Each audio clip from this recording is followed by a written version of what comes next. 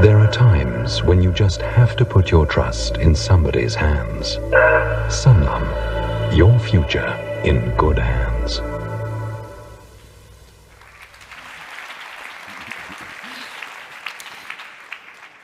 Wow, Brent, that made my stomach turn. And you? Tell us about that. How many meters up were you? Was there a safety net? Yes, there was. Otherwise, I wouldn't be sitting here. I'd just like to say thanks to Sanlam for giving us the opportunity to set a world record for the highest flying trapeze ever done. That being said, gone are the days where I can fit into those tights. So Zip Zap has been inspiring audiences and transforming young lives for well over 30 years now. But your beginnings were really humble. Yet you've just returned with your touring performers from doing 26 sold-out shows in New York in one of Broadway's oldest and most famous theaters. Give us a bit more insight. Yeah, well, 2 years ago, we decided to create our first professional touring show. And since then, we've toured 5 countries. We've done 170 shows. The last, just like you said, just been Broadway in New York. Next week, we leave for Brazil. Then we go back to Europe for 3.5 months, followed by Australia, New Zealand, and 5 months in Berlin. I think that deserves a round of applause.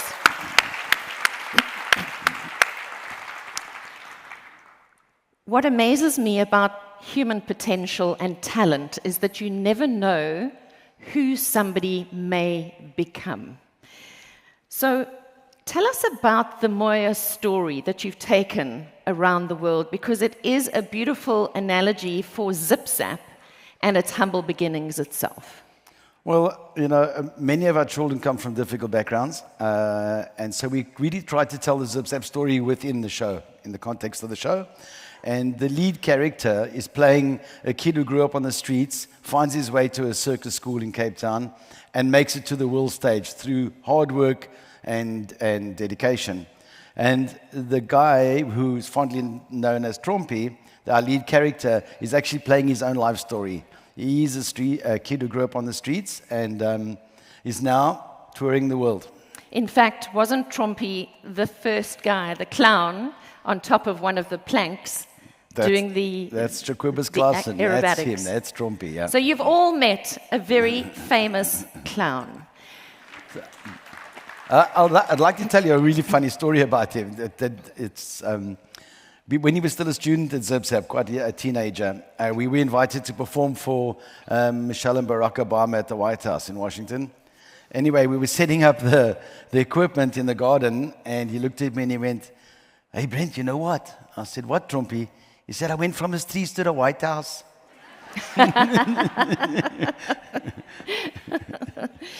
So you haven't just been to the White House. You've also performed for Michelle and Barack Obama. You've performed for Roger Federer's federation. In Switzerland, in Zurich, yeah, we did the opening of the Match for Africa against Andy Murray. And also another great story, we were all in the dressing room and Roger Federer came down the passage wheeling a big trolley of Lindt chocolates and stuff and pushed it into our dressing room and said, "Yeah, we've got too many in our dressing room." We had an amazing experience in Zurich and treated like royalty. So you were treated like royalty. There's been a lot of generosity, and I think you and your wife, Laurence, have been incredibly generous in holding space for children from all walks of life. And that in itself, and being able to create this level playing field, is something very, very unusual. And if you think about a business like Sanlam, you draw people from all walks of life, and you never know who they are going to become. How we lead our people, how we hold the space for people. And this, I find, a beach ball is one of the most amazing facilitation and coaching tools. He can catch. So when you're holding the space for people, for children, you're helping them to live with confidence when they've come from backgrounds that perhaps haven't given them confidence. How do you do that? Well, we like to call it circus magic. You know, we use circus as the tool to teach kids to have confidence, discipline, teamwork, to perform in front of an audience, which in itself is daunting. But I think we provide the platform, and we really believe that the circus takes care of the rest. So, you know, when we started 33 years ago, we started with a trapeze bar and a tree in Langa, a rusty old car, boxer costumes, and a big dream. And that was really to use circus as a tool to bridge gaps between kids, you know, from all backgrounds and cultures. And that's what we're still doing today, and we firmly believe if any kid, given the opportunity, if he wants it, can make it. Do you do traditional auditions when you are taking new children into the Zip Zap Circus? No, there are no auditions, and nobody pays. The school is free for all kids, no matter where they come from. Because, once again, you know, we think that it's not about the talent. Talent we can teach, but if it's about the want. So if they want to be there, you know, we'll teach the talent, but you know, that's really the philosophy of Zip Zap, is the kids who are there are the kids who want to be there. And trust is something that coaches and leaders really need to engender in their people, and you've clearly got that very, very right. But then, of course, you do very scary circus acts, like tossing each other in the air and doing trapeze, etc., where you are really putting your trust, physically putting your mental and emotional trust into somebody else's hands. So we've got the flyers, the catchers, we've got... How does that work out in terms of trust and team building? Well, trust is I think, key. You know, the flyers traditionally get all the glory and the applause, and everybody watches the flyer more than they watch the catcher. So were you the flyer or the catcher? When I used to fit in my tights, I was the flyer. He was the flyer, everyone. He was the flyer. Yeah, no. But the truth is that the silent hero is actually the catcher, because you have to trust him 100%, because your life is literally in his hands. And you know, although like I said, the flyer, you know, it looks like the leader and looks like the main guy, but actually the catcher's really the person that we all rely on. Yeah, I love what you've said about the the silent hero is the catcher, and I think that relates to something Paul was talking about in terms of sometimes you lead from the front, sometimes you lead from the middle, and sometimes you lead from the back. And we need to know as leaders when it's our moment to be in the front, the middle, or the back. And in terms of succession planning, because you want Zip Zap to go on for years and years beyond you, just as Sanlam is over its centenary and wants to be here for another 100 years, what have you put in place to ensure your talent pipeline coming from the back to the front? Because I know you've got 3 tiers. Absolutely. Look, firstly, the word circus means circle, which is in itself infinite. So, and it's a pass-it-on philosophy. So my teacher told me when I was young, when I hang up my tights and wristbands, that I need to keep the circus arts alive and I need to pass it on. And Laurence and I, when we started Zip Zap 33 years ago, we were teaching all the kids. We were making the costumes and we were doing everything, driving the tours.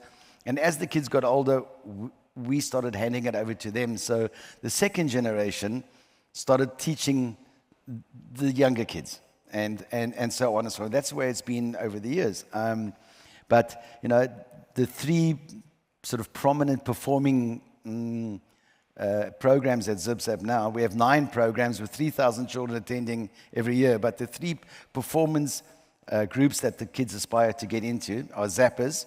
So those are the young kids still at school, and they put in 3 days a week.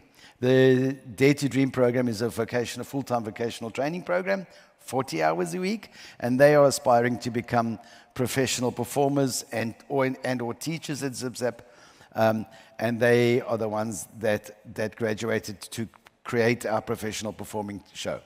So you're talking about commitment, you're talking about practice makes progress. We watched Pilani doing that Cairo exercise. Wasn't that awesome? And that required momentum, it required precision, it required expertise and so much practice to get it right. And I think so often in leadership, we are scared to try new things because we've never done them before. When you work with children, they've never done these things before. What's the driver that keeps them interested in perfecting something? Because they don't start off perfect. No, but I think what's imperative is that they're having fun.